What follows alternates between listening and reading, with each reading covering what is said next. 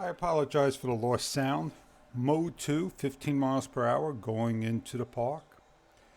As I come back, I'm going around the long path and I'm circling around with the light on by double pressing on it. And I am going over grass right now, over a little bump and coming up the hill, taking my time. That is a slope. And what we're going to do is switch on over and we're going to basically go up a hill, mode 1, and we are ascending at 9 miles per hour on cruise control. Do not mind the flickering of the screen. That is the camera, the Osmo Action 3 capturing the moment, and I lost sound of my audio. And I'm using a Fuel-Aim X5 to record this part overlay. As we go up the hill, the motor is a 350 watt, peak power 500 watt. Please forgive me if I don't have the correct information. And when it does peak power, it gives a boost and you feel it. It's not a hard boost when going up the hill. It's very fluid. And when you're on a flat surface, you definitely feel it when it kicks in and kicks out. And that's the efficiency of GoTrax and how they make it perform. We have a e-bike behind me, and he's gaining speed, and he'll pass me at the top of the overpass. Starting over here, it's not increasing height or any distance, but at the top of this, we're going to elevate just a little higher, and the scooter just do mighty fine. If I wanted to go up faster, all I got to do is just go on to mode 2 and then increase the throttle, and off I go. Well, this is a test, mode 1. It is the most efficient speed that will get you the maximum amount of range. Now, I went 4+ miles on mode 1 at 9 miles per hour without any lights on. And then I still had 2 bars left. So does that mean I could have went 8 miles? And when this has a 20-mile range? I'm not sure. Okay, so right now, after these bike things here, you can see the increase in the height as we're going. Right over here is increasing, and then it's going to level out. And the scooter's doing good again, going up. And here comes the bike right behind me. And I didn't hear him. And I am towards the right-hand side. And here he comes, passing me right by in 5, 4, 3, 2, 1. Okay, so I'm off by a couple of seconds. But here he comes. And he has the time to pass me by. Very comfortable. It is a comfortable ride going uphill. There he goes. And I was like 10 seconds off. As we're going to just continue forward in mode 1, this has like a jackhammer, a jack brake, meaning you can go as fast as you want down the hill.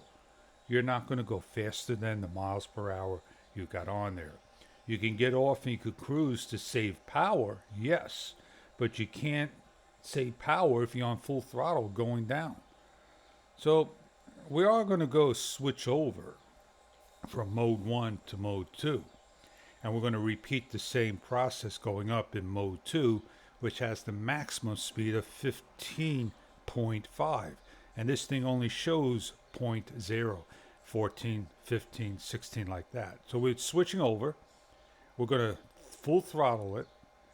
As it increases the speed immediately, that's the fastest we can go. What we're going to do is down the hill past the sign, when the yellow lines disappear, we're going to hit the brakes and we're going to prepare ourselves by putting our weight towards the back. So this way we don't go over the handlebars. And you can stop on a dime. It is a disc brake system. So as we're getting there, we're doing 15 miles per hour, we're moving, and it's doing a nice job. So here we are.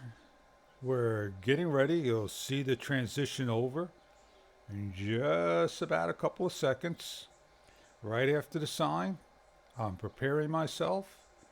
I am going to get my hands on the throttle, get myself positioned, and here we are. Getting ready to hit the brakes and brake. That stop before that white line. That is pretty fast. Right. You can give it up to 1.8 miles per hour. Just a little push and then off you go. That push there is not enough to get you going. You just need to get a little push like so and off you go. I'm holding down. I'm now 15 miles per hour. 8 seconds later. 12 seconds later, I can let go. I'm maximizing my speed up the hill. My hands are over the brake. I am going. I don't feel the maximum motor yet. It's probably there, I just can't feel it right now. It's in and out, in and out.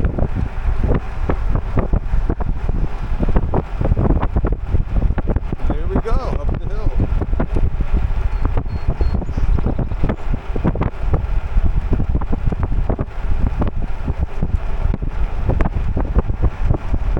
Man, I climbed this hill so many times, so many years. Oh man, exercise. We're at the peak right now. Here we go, up the peak. Woo, baby. I'm trying to. They say, oh man, I wish I had a scooter to get up the hill.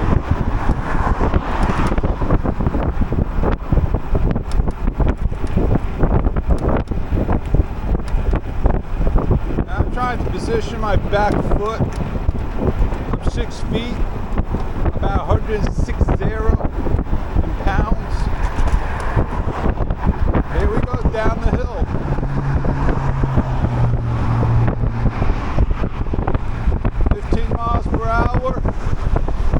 I feel the, nothing going faster. It kicked in to 15. Like the e-brake on there, the jack.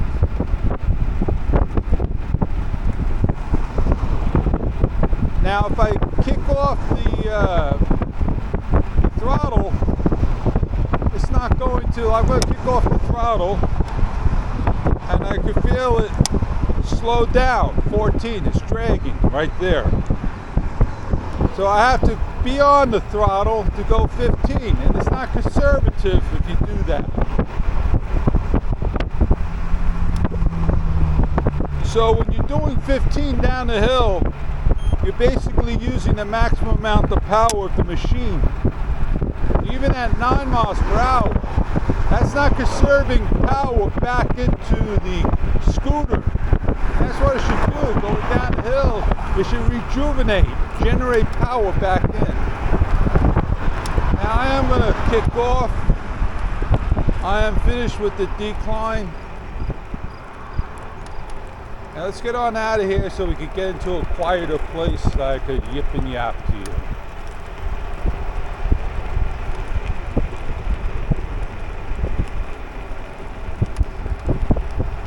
I don't like sand. Sand is not good for anything.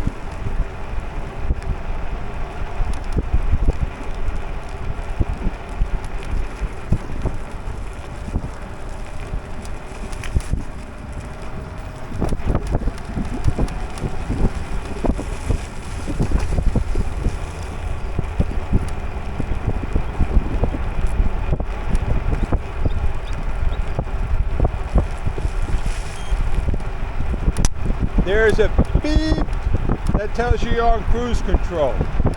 I can't hear those beeps anymore. Nobody's going to hear them.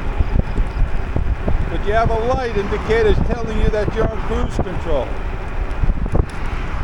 3 bars, 15, I'm going to lose power faster than slower.